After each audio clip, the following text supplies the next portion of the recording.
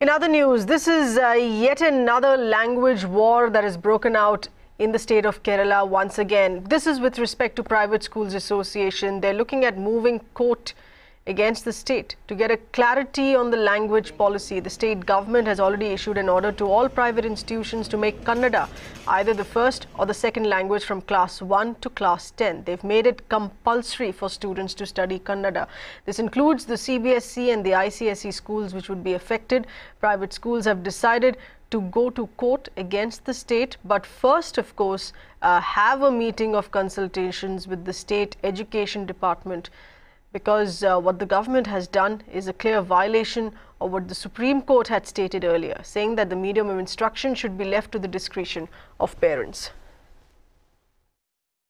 Well, definitely, it's not the first time we're looking at a language debate in Karnataka. Kannada, the imposition of Kannada is something that has been widely debated in the past as well, and now it's entering the education sector.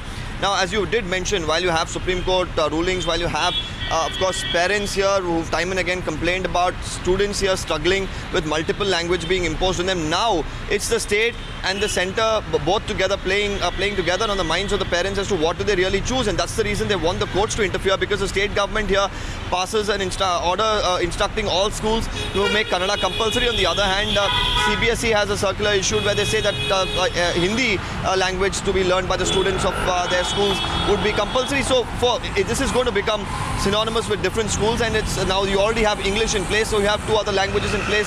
So what is going to be made compulsory, and if it's something that the private schools also will have to follow, this is something that the private schools do not have clarity over, and that's the reason they will be holding deliberations with the government, which probably will see no end. And that's the reason they're saying at this point the courts seem to be the more feasible option, where they'll be approaching the courts to find out what they will have to do, whether this imposition will stand, and whether any government or any board can really make any particular language compulsory.